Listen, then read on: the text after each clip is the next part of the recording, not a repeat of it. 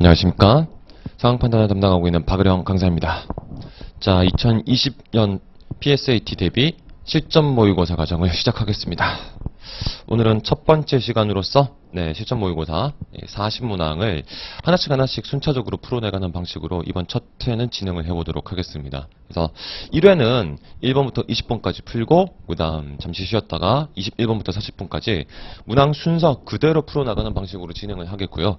2회차부터는 순서를 조금 변경을 해서 아마 많은 분들이 실전에서 이와 같은 방식으로 문제풀이 순서를 잡으실 것 같습니다만 1번부터 약 10번까지가 텍스트나 법학 유형이기 때문에 일단은 언어 정보 중심으로 되어 있는 문항들을 먼저 풀어보고 그리고 나서 21번부터 또 30분 문항 정도까지 풀고 이렇게 언어 유형으로 먼저 정리를 한 다음에 그리고 순차적으로 계산용 문제와 퀴즈형 문제를 나중에 풀어가는 그런 방식으로 순서를 잡아보도록 하겠습니다. 그래서 어떤 방식이 여러분들한테 더 맞을지 실전에서 더 유리할지는 이거는 사람마다 조금씩 다를 수가 있겠지만 일단 경험적으로 봤을 때 2회차부터 진행하게 될 언어 유형 문제부터 먼저 풀고 그리고 계산과 퀴즈형 문제를 후반부에 풀어나가는 스타일이 아무래도 실전에서는 더 맞지 않을까 그렇게 경험적으로 말씀을 드릴 수 있을 것 같습니다. 자, 거두절미하고 바로 첫 번째 문항부터 하나씩 문항 분석해 나가도록 하겠습니다. 일단은 40문제를 2시간 정도의 해설을 해야 되기 때문에 텍스트형 문제들 같은 경우는 자세하게 설명을 드리진 않고 소거법을 적용할 수 있는 경우에는 소거법을 통해서 일부 정보만 가지고 정답을 바로 도출하고 나머지는 여러분들이 해설 자료를 통해서 OX 여부를 판단하시는 식으로 그렇게 진행해 나가도록 하겠습니다. 자, 첫 번째 문제부터 먼저 보겠습니다. 첫 번째부터 한 3번 문제까지는 텍스트형 문제였습니다. 그래서 각 문단별 정보를 바로바로 체크한 다음에 아래쪽에 있는 선택지나 보기 스타일의 이와 같은 선지들을 바로바로 정리해 나가는 방식으로 불필요한 문제풀이 시간을 줄이는 것이 중요한 영역들이었죠. 그래서 첫 번째 문제 같은 경우에는 크게 두 문단으로 나눠져 있었습니다. 문제 자체는 간단한 편이었습니다. 보기에서 옳은 것만을 모두 고르라는 질문이 있었고 과전법에 대해서 소개를 하고 있었는데요. 일단 1문단의 전반 부분 고려 말 어떤 상황이었는가를 먼저 설명을 해줬습니다. 과전법이 본격적으로 시행되기 전까지 위에서부터 세 번째 줄 이전까지 건문세족은 그들이 가진 농장에서 농민들에게 곡식을 거두었지만 국가에는 세금을 내지 않았다가 그러나 과전법을 시행을 통해서 이러한 땅들을 모두 환수를 하고 일정한 원칙에 따라 농민들이 국가에 세금을 내도록 했다고 했습니다. 그러니까 하나의 대비 지점이 형성되어 있기 때문에 여기에서 또 바로 선택지가 나올 수 있을 거라 예상해 볼 수가 있을 것입니다. 먼저 아래쪽 보기를 살펴보시면 디귿 고려말 권문세족은 소유하고 있던 땅으로 인해 얻은 수입에 대해서는 세금을 납부하지 않았다. 자, 방금 봤었던 1문단의 초반 부분에서 권문세족들은 고려 말까지 과전법 시행 전까지는 세금을 따로 납부하지 않았다는 정보에서 바로 맞다는 거 확인할 수가 있습니다. 그래서 디귿이 포함된 녀석들을 일단은 걸러내고 그리고 1번을 제외한 상태에서 후반부로 이제 들어가겠습니다. 1문단의 후반부 정도를 보시면 마지막 문장만 보면 또 과전법은 농민의 생활 안정을 위하여 농민의 토지 소유권을 보장하고 세금을 10분의 1로 정함으로써 토지에서 나온 소득물의 50% 이상을 거두어들이는 병작 반수를 금지하였다라고 되어 있는데 관련된 것은 보기에 니은이라고 볼 수가 있을 것입니다. 과전법이 시행됨에 따라 시행 이후 농민이 내는 세금의 부담은 줄어들었죠? 그 이전까지 병작 반수라고 하는 50% 이상을 거둬들이는 그와 같은 조치 금지시켰습니다. 그리고 10분의 1로 고정률을 정했기 때문에 세금 부담은 줄어들었다고 충분히 추론할 수가 있을 것입니다. 그래서 니은, 디귿이 포함된 녀석으로 좁혀내면 일단 아직도 4번과 5번, 그 다음에 2번으로 남아있는데요. 이와 관련되어서 이제 후반부 마지막 문단의 정보까지 정리해야 되기 때문에 이 문제 같은 경우는 여러분들이 처음부터 바로 첫 번째 문단 정보만 가지고 바로 해결할 수 있는 그런 스타일의 문제는 아니었을 것입니다. 자, 이 문단의 후반부로 넘어가겠습니다. 과전법과 관련돼서 이제 변화가 발생하는데 마지막 문장만 보겠습니다.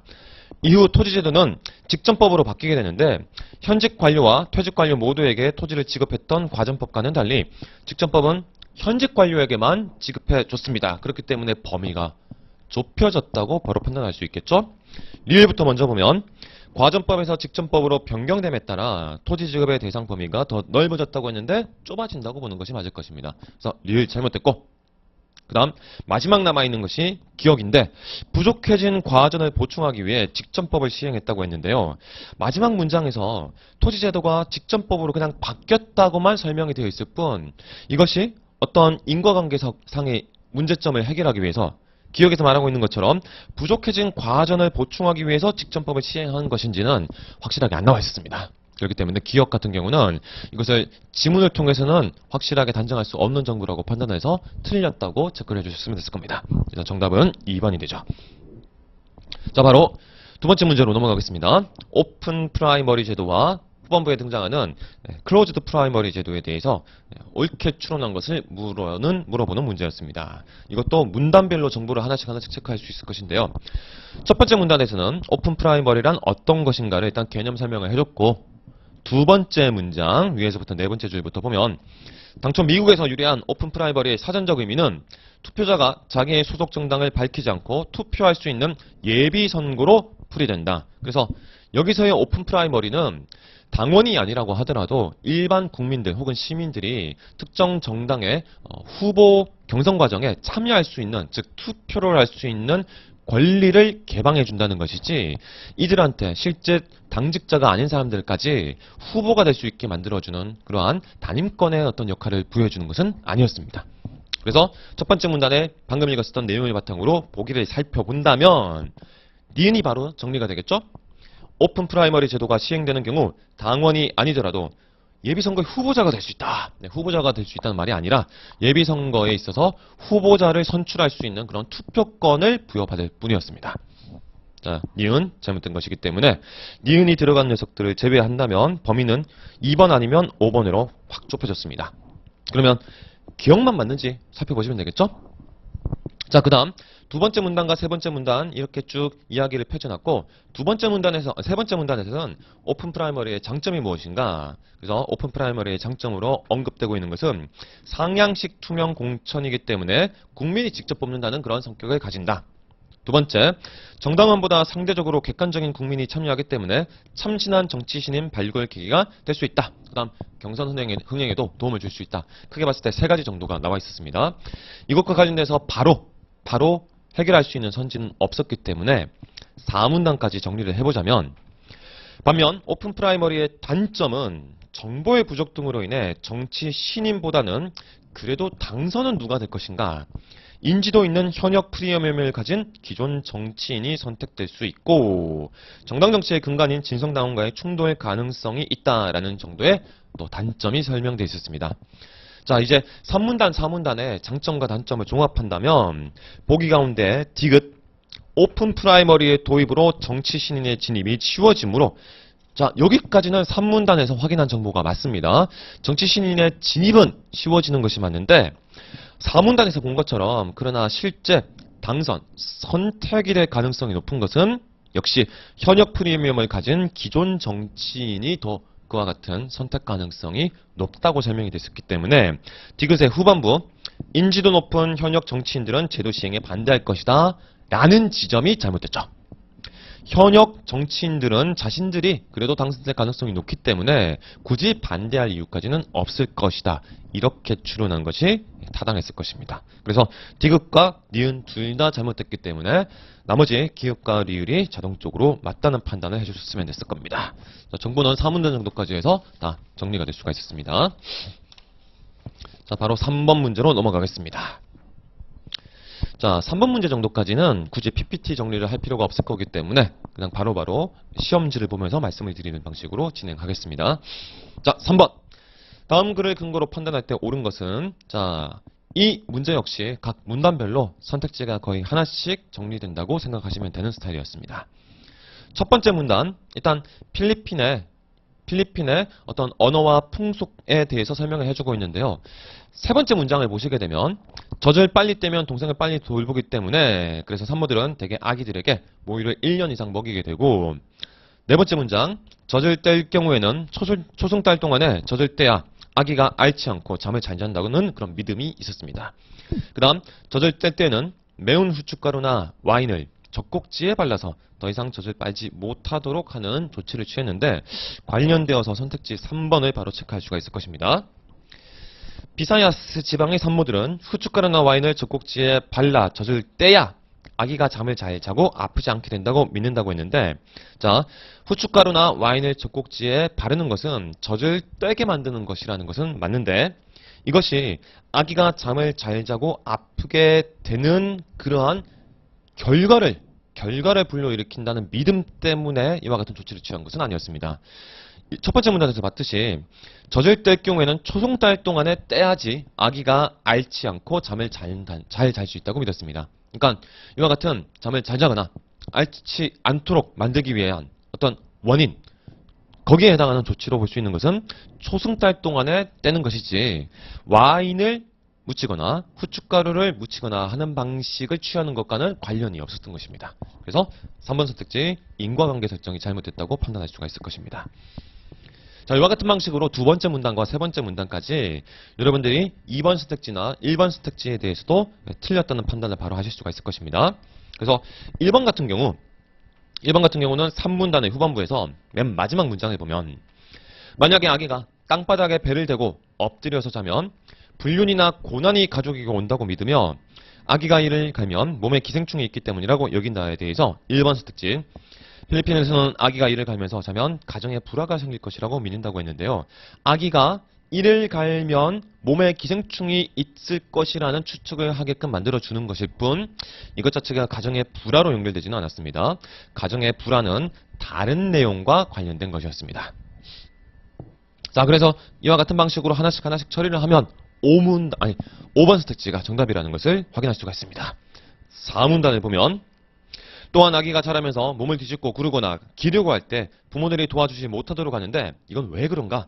어려서부터 도와주면 아기가 자라서 부모를 너무 의존하게 된다고 믿기 때문이라는 이유 설정이 되어 있습니다. 이에 대해서 5번, 필리핀 비사야스 지방의 부모들은 아이가 부모에게 너무 의존적으로 자라지 않도록 하기 위해 아기가 기르고 할 때 도와주지 않는다. 네, 4문단에서 바로 읽었었던 내용들이죠. 그래서 5번이 정답인 거 확인할 수 있습니다. 자, 여기까지는 여러분들이 각 문단별 정보를 통해서 바로바로 선택지나 보기의 내용을 하나씩 판별해 나갈 수 있는 일반적인 텍스트용 문제였습니다. 그 다음 4번 문제도 기본적으로는 텍스트 유형 스타일로 보이지만, 실제 문제풀이에 필요한 어떤 정보의 구조를 놓고 본다면 수치, 연도별 수치를 하나씩 설정해서 그 수치 값들의 변화 양상을 분석해야 되는 그런 스타일의, 어떻게 보면 좀 계산형 문제라고 할 수가 있을 것입니다. 자, 이제 이 문제는 PPT를 정리를 하면서 풀어나가도록 하겠는데요. 다음 글에 근거할 때 옳게 추론한 것을 보기에서 모두 고려면이라고 되어 있고, 첫 번째 문단에는 신생국가인 갑국가에 국민이 A, B, C 3종 있고 3개 인종이 있고, 그 다음 94년 1천만 명, 2004년 2천만 명, 2014년에는 3천만 명으로 전반적인 인구의 변화 추세를 10년 단위로 끊어서 설정해줬습니다. 그 다음 중반부, 시기별 이민 정책이 달랐기 때문에 인구 증가 양상 역시 각 인종별로 달랐는데, 구체적으로 보면 94년에 각국의 각 인종 비율은 일단 A가 20%, B가 50%, C가 30%였기 때문에 1000만 명을 기준으로 했을 때 200만, 500만, 300만 이렇게 일단 기본 인구가 설정이 될 것이고, A인종의 비율은 95년부터 2004년까지 10년 동안은 매년 1%포인트씩 증가했기 때문에 우리가 이것을 바로 선택지를 보더라도 2004년, 2014년 혹은 1994년 그 분기점에 해당하는 10년 단위의 하나, 둘, 셋 그 세 기간을 설정하기 때문에 그 각 세 지점에 대해서 물어보고 있기 때문에 중간 단계의 변화 양상까지 다 자세하게 살펴볼 필요가 없었습니다. 그래서 A인종 같은 경우에는 1994년에서 시작을 해서, 자, 차지하는 퍼센티지가 처음에는 20%였다가 2004년이 되면 1%포인트씩 매년 증가했기 때문에 30%가 되었다가, 그 다음 2014년까지는 이후에 변동이 없기 때문에 계속 30%를 유지한다. 이와 같은 각 포인트별 인구 비율만 여러분들이 설정해 주시면 큰 문제 없이 계산을 해내실 수가 있을 겁니다. 같은 방식으로 B인종의 비율은 95년부터 20년간 매년 1%포인트씩 감소를 했기 때문에, 자, B 같은 경우에는 50에서 시작을 해서 40, 30으로 진행이 될 것이고, 그러면 C인종에 대한 비율은 설정이 안 돼 있지만 이걸 기반으로 해서 100%에서 빼나가시면 될 것입니다. 그러면 C는 처음에는 30%였다가 그 다음 해에도 30%, 그 다음 여기에서는 40%로 증가하게 된다는 것이죠. 이렇게 각 연도별 전체 1000만, 2000만, 3000만 명 중에서 A, B, C 세 인종이 차지하는 각각의 인구를 일단은 산출할 수가 있을 것이고요. 두 번째 문단. 한편 전체 인구의 20%에 해당하는 상류층을 구성하는 인종 비율을 보면 94년 당시 A는 자, 여기서는 이제 기준점이 달라졌습니다. 전체 인구의 20% 가운데에서 94년도에 A 인종은 이 20% 가운데 40%이기 때문에 1000만 명의 20%인 200만 중에서 40%이기 때문에 80만 명이다. 이와 같은 방식으로 이거는 조금 더 조건부 확률 형태로, 조건부 비율 형태로 접근해 주셨어야 됐습니다. 자, 마찬가지 방식으로 95년부터 10년간 상류층을 구성하는 비율이 A 인종은 매년 2%포인트씩 증가했기 때문에 자, 그러면 처음에는 40%였다가 2004년이 되면 10년 동안 총 20%가 증가하기 때문에 60%. 그 다음 10년간은 1%포인트씩 감소했기 때문에 60% 증가했던 것에서 다시 10%포인트 감소해서 50이 되는 것이죠. 마찬가지로 C인종에 대해서도 똑같은 방식으로 구해서 이것을 가지고 B인종의 상류층의 구성 비율에 대한 퍼센티지 수치까지 도출하시면 이와 같은 식으로 각각의 연도별 각 인종의 인구 비율과 그 다음 상류층을 구성하고 있는 인구 비율을 설정해 내실 수가 있을 것입니다. 지금은 이렇게 좀 자세하게 전체적인 도표를 다 만들었지만 실제 문제에서는 이와 같은 도표를 다 만들지는 않더라도 문제 해결이 어느 정도 가능할 것입니다. 그래서 보기는 이와 같은 각 연도별 특정 인종이 차지하는 기본적인 인구와 그 다음 상류층을 차지하는 비율에 따른 인구 이것을 도출해내시면 첫 번째 보기부터 하나씩 자동적으로 해결이 가능할 것입니다. 자, 두 가지만 살펴보겠습니다.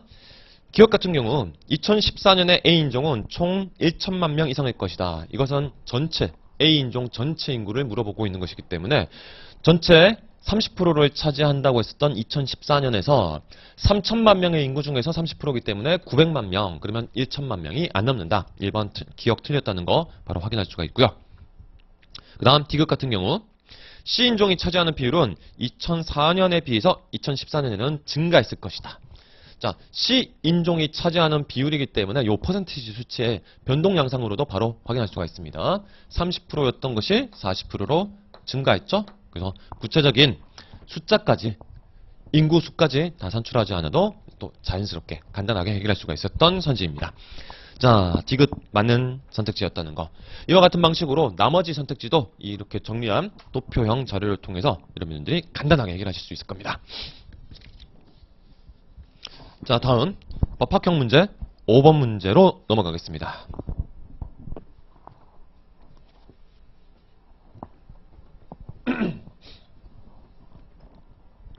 자, 5번 문제. 번제인 인도조약 원칙이 나와 있고 그 다음 구체적인 상황이 제시가 되어 있습니다. 범죄인 인도조약 원칙에서는 일단 상호주의에 따라서 어떤 것이 기본적으로 설정이 되어 있어야 되는가. 첫 번째 항목인 상호주의.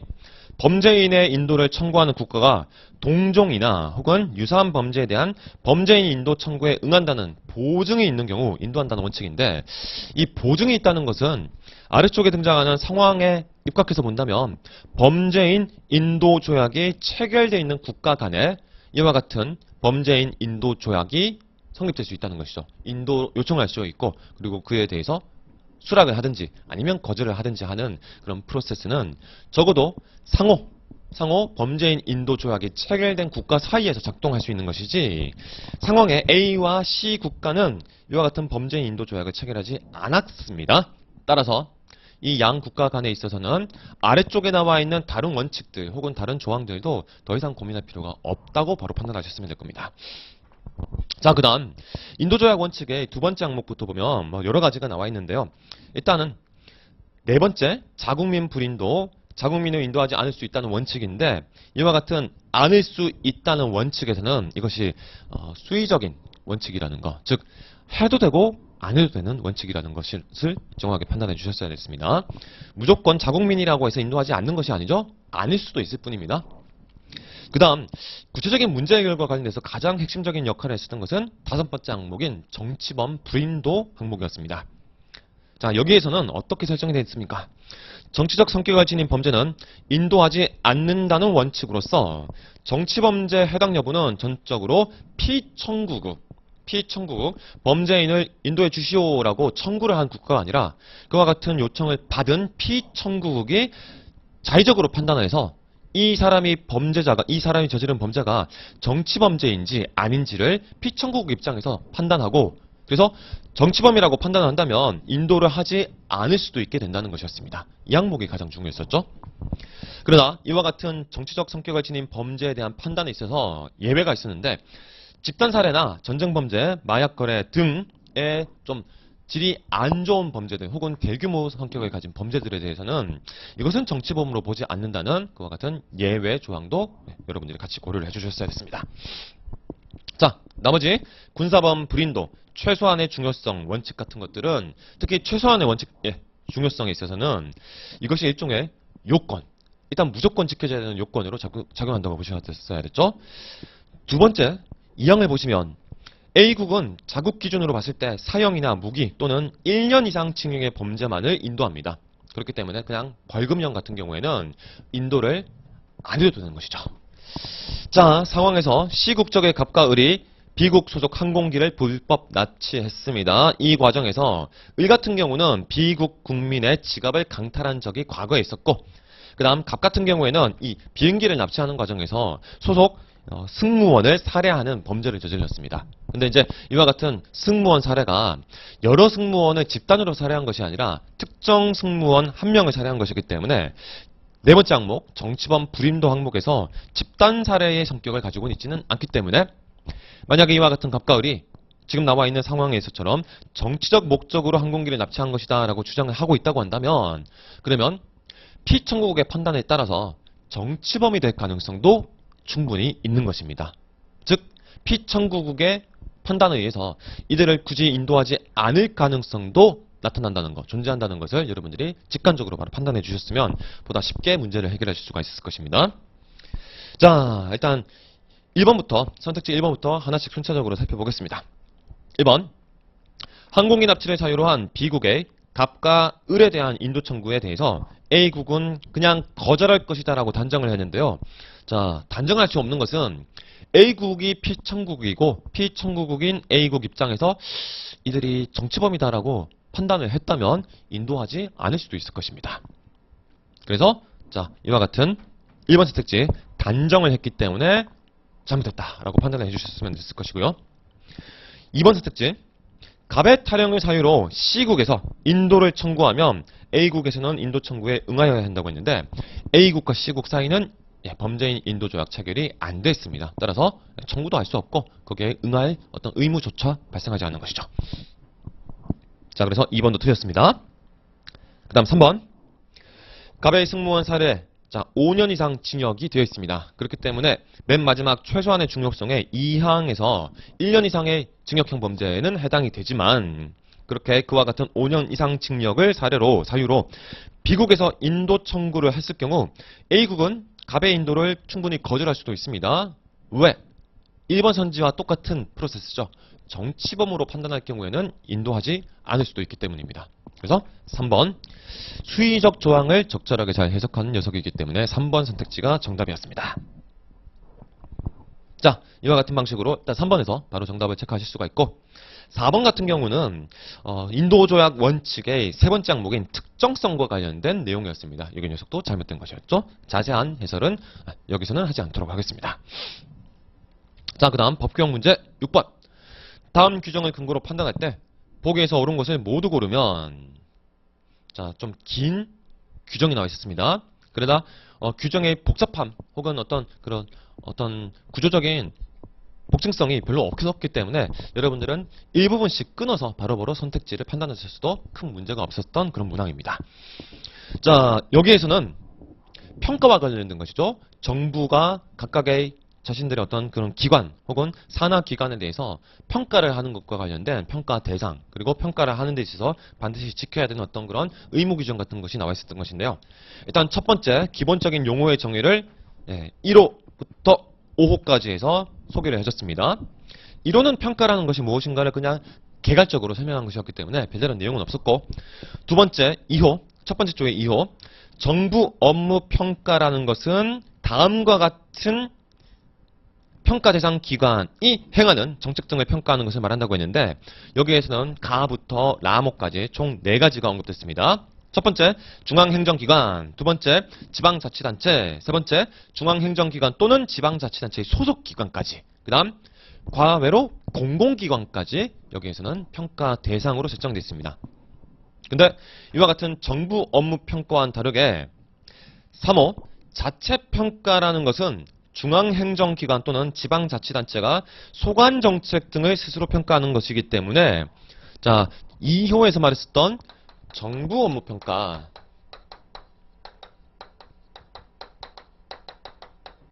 정부 업무 평가라는 것은 다목과 나목 같은 경우에선 3호에서 말했었던 자체평가와 그 대상이 동일합니다만은, 여기에 플러스 다목과 라목에서 말했었던 소속기관과 공공기관, 그 다음 공공기관까지 포함이 되어 있기 때문에 자체평가보다는 더 넓은 범위의 평가 범위를 갖는다고 생각하셔야 되죠. 여기는 이게 포함되어 있지 않습니다. 소속기관만을 평가하는 것이기 때문에. 그래서 보기 가운데 디귿, 여기까지 보셨을 때 디귿, 정부 업무 평가의 대상기관과 자체평가의 대상기관의 범위는 같다라고 되어 있지만, 자, 지금 보셨을 때 정부 업무 평가의 대상기관은 공공기관까지 확정이 되어 있지만, 자체평가의 대상기관은 어디까지나 소속기관으로만 설정이 되어 있었기 때문에 디귿은 잘못된 것입니다. 그래서 디귿을 제외해 주시고, 자, 그 다음 부분으로 넘어가서 니은. 자, 이것도 바로 지금 우리가 첫 번째 조에서 읽었었던 내용 바탕으로 니은까지 해결할 수가 있을 것입니다. 자체평가라 하면 중앙행정기관 또는 지방자치단체가 소관정책 등을 스스로 평가하는 것을 말한다고 했는데, 보기 니은, 행정안전부가 행정안전부 자체의 12년도 성과관리 시행계획상 주요정책 83개를 과제를 평가하는 것, 자기 부서 자체를 평가하는 것이죠. 이건 녀석은 자체평가에 해당한다. 네, 니은 맞는 설명이었습니다. 그래서 니은 들어가 있고 디귿이 빠져있는 녀석을 고르면 1번 아니면 5번이기 때문에 기억만 보거나 리을만 보거나 하나만 더 살펴보면 될 것입니다. 자, 다시 본문의 규정의 두 번째죠. 자, 중앙행정기관의 장은 법률 또는 대통령령에 근거하지 아니하고는 다른 평가 대상 기관의 정책 등에 대하여 평가를 해서는 안 되며, 자, 법률에 입각해야 된다. 혹은 대통령령 정도의 이와 같은 법률이나 명령에 입각해야 된다. 그 다음 2항, 중앙행정기관 및 그 소속기관에 대한 평가는 통합하여 실시돼야 된다. 자, 조가 하나 나와 있었기 때문에 또 아래로 내려가 볼 수가 있겠죠. 관련된 것은 기억이었습니다. 중앙행정기관과 그 소속기관에 대한 정부 업무평가는 함께 해서는 안 된다. 방금 봤었던 두 번째 조의 2항에 따르면 통합하여 실시해야 된다. 통합하여 실시해야 된다고 했으니까 기억 틀렸다는 거 바로 확인할 수 있겠죠. 따라서 보기 리을은 보지 않더라도 맞는 선지라는 거 바로 체크가 되실 겁니다. 자, 이와 같은 방식으로 6번 문제까지 정리를 해봤습니다. 그 다음 7번 문제. 7번 문제는 이 녀석은 텍스트형처럼 보이지만 어떻게 보면 한 절반 정도는 규정형, 법규형 문제의 스타일을 포함하고 있는 그런 문항이라고 볼 수가 있을 것입니다. 자, 첫 번째 문단에서 일단 공공지능사업이라는 것은 어떤 것을 목적으로 하는 것인가 개념적인 설정이 되어 있고요. 중요한 것은 두 번째 문장이었죠. 사업신청 자격은 연구 참여자를 포함한 6인 이상의 연구팀에 부여되며 적어도 6명은 돼야 됩니다. 그 다음 각 과제당 연구 보조원으로 학사급 연구원의 비율은 30%를 넘지 않아야 하고, 동시에 석사급 연구원이 2명 이상 있어야 되기 때문에 일단 첫 번째 문단을 가지고 아래쪽 보기를 보시면 기억의 내용이 관련되어서 바로 해결될 수 있을 것입니다. 자, 기억을 보시면 학사급 연구원 2명과 석사급 연구원 4명인 연구보조원으로 구성된 연구팀이죠. 그러면 여기서는 총 6명이고, 그 다음 석사급은 2명 이상이라는 조건을 충족했지만 학사급 연구원이 전체 6명 중에서 2명이기 때문에 비율로 친다면 33% 정도가 되어서 30%를 넘었습니다. 따라서 이 신청 인원과 관련된 혹은 학사, 석사, 졸업, 자격과 관련된 그 요건을 제대로 충족 못했기 때문에 기억, 한국학지능사업 신청할 수 없다. 네, 기억은 맞는 선택지였습니다. 자, 더 이상 1문단 정보를 가지고 질문을 던지는 선택지는 없기 때문에 이제 두 번째 문단으로 넘어가서 살펴보겠습니다. 두 번째 문단. 구체적인 사업 내용들이 나와 있습니다. 한국학진흥사업은 내용상으로는 한국학기획연구사업, 해외 한국학진흥사업 등등으로 분류되고 지원 시기에 따라 신규과제와 계속과제로 나눠지는데 신규과제 같은 경우는 지원 시 선정평가를 거쳐 연구지원을 결정, 계속과제는 단계에 따라 연차평가, 단계평가, 결과평가를 거쳐 사업의 건전성을 점검합니다. 그래서 신규과제에 해당하는 것이 무엇인가? 올해 같은 경우에는 한국학 세계화 랩 사업이 신규 사업이기 때문에 얘는 선정평가만 거치면 끝나고 나머지는 계속과제만 있기 때문에 특히 국학기초사업 같은 경우에는 사업의 건전성을 점검하는 것에 초점이 맞춰져서 평가가 진행되겠죠. 자, 관련되어서 보기 니은 이번 연도에 한국학 세계화 랩 사업에 신청한 경우 신규 사업이었습니다. 선정평가 및 결과평가를 거치는 거 아니죠? 이것은 계속사업일 경우에만 이와 같은 평가를 거친다고 했기 때문에 니은 잘못됐습니다. 자, 그래서 기획은 포함되어 있고 니은은 들어가 있지 않은 것을 골라내면 1번은 이제 제외가 됐고 1번 제외가 돼야 되죠. 1번이 제외되는 거 맞고 그 다음 이제는 남아있는 것이 3번 아니면 4번입니다. 자, 아직까지도 선택지가 조금 더 남아있습니다. 그래서 이제 디귿에서 판가름이 날 수도 있을 것인데요. 디귿 같은 경우는 이제 3문단 정보까지 갔어야 됐습니다. 자, 연구 지원 기간과 관련된 것인데 3년을 기본 단위로 최장 10년, 기본 3년, 연장 3년, 추가 4년까지 가능하며 중간평가로는 매년 연구 수행 결과를 평가하는 연차평가가 있고 매년 진행하는 평가, 기본, 연장, 추가 등 각 기간의 연구 수행 결과를 평가하는 단계평가는 3년 동안의 수행 결과, 3년 동안의 수행 결과, 4년 동안의 수행 결과에 대한 평가겠죠. 그리고 이를 통해 계속 지원 여부를 결정한다고 되어 있습니다. 자, 그 다음 단계평가가 있는 해는 연차평가는 생략하고 연구 지원 기간이 종료하는 해에는 최종적인 연구 결과를 평가하는 결과평가만 실시한다고 되어 있어서 예를 들어서 10년 동안 진행된 연구라고 한다면 10년 끝났을 때 결과평가를 진행한다. 이렇게 생각하시면 될 것 같습니다. 자, 관련되어서 바로 판단할 수 있는 것 디귿. 본문에서는 예를 들어서 2009년부터 시작했었다. 2005년부터 진행된 어떤 사업이었다. 이와 같은 구체적인 연도가 안 나와 있었기 때문에 디귿에서 말하고 있는 2011년에 실시된 단계평가라는 것은 이것은 몇 년 동안 진행된 것인지를 확정 지어주지는 못합니다. 자, 계속해서 살펴보면 2011년 실시된 단계평가에서 탈락한 소규모 과제인 국학기초사업의 연구지원 기간은 최소 6년이라고 되어 있는데 지금 현재 단계평가가 2011년에 진행됐다고 했죠. 2011년 어떤 평가? 단계평가가 진행됐습니다. 단계평가라는 것은 3년, 4년 이렇게 3년 지나서 한 번, 또 3년 지나서 한 번, 4년 지나서 한 번 진행될 수가 있는데 무조건적으로 연장되는 것만은 아니기 때문에 자, 첫 번째 기본 3년 동안 연구를 진행했을 때 단계평가를 거쳐서 그것이 바로 종료될 수도 있는 것이죠. 연장되지 못하고. 그와 같은 가능성도 있기 때문에 이 단계평가가 2011년에 있었다라는 것만 가지고 6년이 최소 기간이라고 단정 지을 수는 없습니다. 왜? 첫 번째 기본 3년만 진행하고 끝났을 수도 있기 때문에 3년이 최소죠. 3년 동안 진행돼서 끝났을 수도 있기 때문에 디귿 최소 3년으로 진술이 되어야 됐습니다. 그래서 디귿도 틀렸으므로 선택지 가운데서 이제 남아있는 것은 4번밖에 없습니다. 이와 같은 방식으로 리을과 미음은 구체적으로 살펴보지 않더라도 충분히 정답을 도출할 수가 있었습니다. 자, 마지막에 미음 같은 경우는 미음만 추가로 살펴보면요. 미음에서는 소규모 과제와 중대형 과제의 결과평가는 모두 2단계로 이루어졌다고 했는데 자, 후반부에 나와 있었습니다. 자, 결과평가입니다. 결과평가 같은 경우에는 일단 맨 마지막 문장에서 결과평가는 선정평가의 중대형 과제 평가 방식과 동일하게 수행하되 면담심사와 종합심사는 생략한다고 되어 있습니다. 그러면 여기서 면담심사와 종합심사를 생략했을 경우는 여기 나와 있었던 중대형 과제의 요건심사, 서류심사, 면담심사, 종합심사 가운데 4단계 가운데 후반부에 이 2단계가 빠진다는 것이기 때문에 앞에 있었던 요건심사와 서류심사 요 두 단계로만 진행이 되어서 자 그러면 이것이 소규모 과제든 중대형 과제든 상관없는가?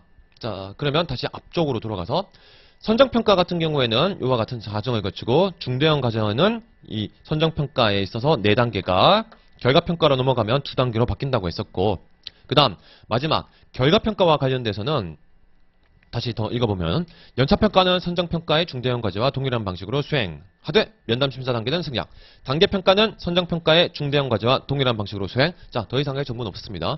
그렇기 때문에 결과평가는 그냥 여기 나와 있는 그 말 그대로 2단계로만 요건심사와 서류심사 2단계로만 진행된다는 거 확인하고 마무리 지으면 됩니다. 자 7번 문제 이렇게 정리해 보겠습니다. 자, 그 다음 8번으로 넘어와서요.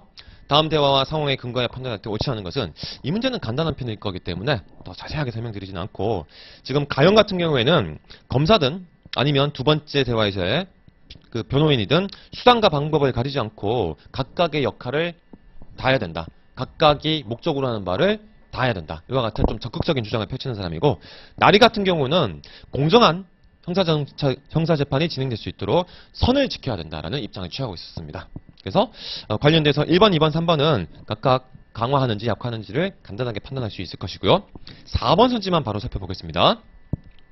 4번 변호인이 보호해야 하는 피고인의 이익은 법적으로 정당한 이익에 한정된다면 변호인의 지위에 관한 나리의 주장은 약화된다고 되어 있는데요. 자, 나리가 두 번째 대화에서 뭐라고 말했냐면 변호인 또한 법조인으로서 공익적 지위가 있다고 봐야 해. 그래서 변호인이 직무를 수행함에 있어서 진실을 은폐하거나 허위의 진술을 하는 것은 위법하다고 말했습니다.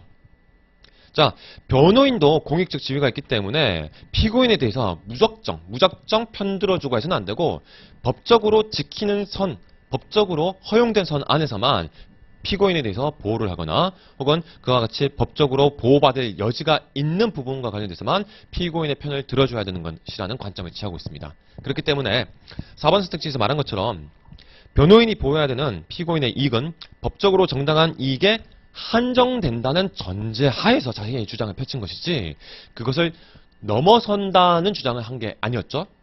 전제에 부합하는 선택지의 진술이었기 때문에 4번 선택지는 나리의 주장을 약화시킨다기보다는 오히려 나리의 주장에 부합되는 좀 적극적으로 해석을 하자면 오히려 나리의 주장을 강화하는 그런 진술이라고 보는 것이 맞을 것입니다. 그래서 최소한 약화시키는 방향성은 아니기 때문에 4번 선택지가 정답이라는 거 바로 확인할 수가 있을 겁니다.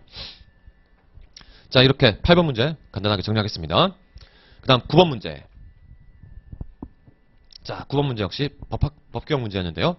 자, 이 문제는 일단은 설문의 괄호 속에 A도에는 B시가 있고 C광역시에는 D구청, E구청이 있다고 해서 좀 더 복잡한 구조를 보였지만 실제 문제풀이는 좀 간단한 편이었습니다. 자, 구분해야 됐었던 것은 첫 번째 조는 특별시장, 광역시장 혹은 특별자치시장, 도지사 그 다음 소관 이들과 관련돼서 도지사가 소관 기록물의 연구 보존 등을 위하여 어떤 것을 시도 기록물 관리 기관을 설치 운영하여야 한다라고 되어 있습니다. 근데 여기서 설치해야 되는 것은 시도 기록물 관리 기관이고 두 번째 조에서 비슷한 이름으로 등장하는 것은 누가 설치를 할 수 있다고 한 것인가? 자, 여기서는 특별시장이나 광역시장이 아니라 교육감이죠, 교육감. 이하 시도 교육감이 소관 기록물의 연구 보존과 관리를 위하여 시도의 조례를 정하는 바에 따라 연구 기록물 관리 기관인데 여기서의 명칭은 교육청 기록물 관리 기관입니다. 시도 기록물 관리 기관이 아니라 교육청 기록물 관리 기관을 설치 운영 또 할 수 있다고 되어 있죠. 자, 이 녀석은 수의적 규정이었습니다. 그래서 의무적 규정에 해당하는 첫 번째 조와 달리 두 번째 조에서 교육감이 설치할 수도 있는 이 교육청 기록물 관리 기관은 수의적으로 운영할 수도 있고 하지 않아도 상관없는 그와 같은 대상이라는 것을 잘 구분해 주셔야 했을 겁니다. 자, 그러면 관련돼서 보기 기억. A 도지사는 도지사이기 때문에 첫 번째 조가 적용돼야 되죠. 소작물 보관을 위하여 도교육청 기록물 관리 기관을 설치해야 한다. 대상이 잘못 설정됐습니다. 여기서는 교육청 기록관리물 기관이 아니라 무엇이 들어가야지? 도기록물 관리 기관이어야 되겠죠. 도기록물 관리 기관. 그래서 첫 번째 기억은 매칭. 대상의 매칭이 잘못됐다는 형태로 잘못됐다는, 틀렸다는 판단을 내려주시면 됐을 겁니다. 자, 그 다음 니은 비시장은 소작물 보관을 위하여 시기록물 관리 기관을 설치하지 않아도 된다고 했는데 여기서는 헷갈리시면 안 되는 것이 이거 니은 보기에서 말하고 있었던 시장은 지금 1조에서 말했었던 특별시장, 광역시장 또는 특별자치시장과는 다른 존재죠. 자, 이 시장은 세 번째 조에 등장하는 이 시장이었습니다. 그냥 시장이죠. 특별시장 같은 것이 아닌 그냥 일반적인 시장을 말하는 것이었습니다. 자, 이 경우도 교육관과 마찬가지로 시장이나 군수구청장은 소관기록물의 연구보존 등을 위하여 연구기록물 관리기관은 여기서는 시군구 기록물 관리기관이고요. 설치, 운영할 수 있다입니다. 재량이죠. 시장 같은 경우에는 이와 같은 설치가 혹은 운영이 할 수 있다 라고 해서 재량이 부여됐기 때문에 수의적이기 때문에 무조건 설치를 해야 되는 것은 아닙니다. 그래서 니은 설치하지 않아도 된다. 맞는 설명입니다. 자, 이렇게 기억이 들어간 것을 제외하고 그리고 니은이 들어간 것을 추려내면 2번과 3번으로 좁혀졌습니다. 이제 디귿만 살펴보면 되겠네요. 자, 이제 마지막 조. 네 번째 조. 지방기록물관리기관, 시도기록물관리기관이었죠. 세 번째 조에서 말했었던 그 기관의 장은 중앙기록물관리기관의 장이 기록물관리에 대한 표준의 이행, 국가 위임 사무에 관한 기록물의 원본 또는 사본의 이관 등과 관련해서 협조를 요청하면 협조하여야 된다고 되어 있습니다. 협조를 요청하면 요청해야 되는데 디귿. 자, 디귿에서는 D구청장은 국가기록원의 요청이 있는 경우 기록물의 관리와 관련된 사항에 관하여 협조를 해야 한다고 이거는 의무 규정화 시켜놨죠. 그런데 방금 봤던 것처럼 지방기록물관리기관의 장은 시장군수구청장이죠. 시장군수구청장은 중앙기록물관리기관과 관련해서 협조를 해야 되는데 지금 D 같은 경우는 D구청장입니다. 그래서 여기에서 맨 마지막 조 시도기록물관리기관은 어디까지나 시와 도까지만 나와 있었고 다시 이 시도기록물관리기관은 용어가 헷갈리기 때문에 저도 지금 잘못 설명해 드렸는데요.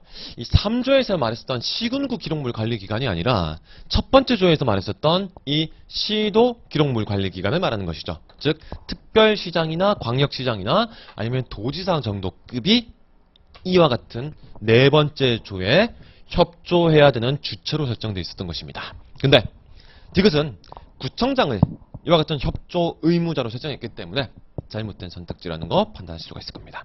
디귿은 그래서 잘못했습니다. 자, 그러면 자동적으로 3번이 정답이 되겠죠? 네, 리을은 보지 않고 넘어가겠습니다.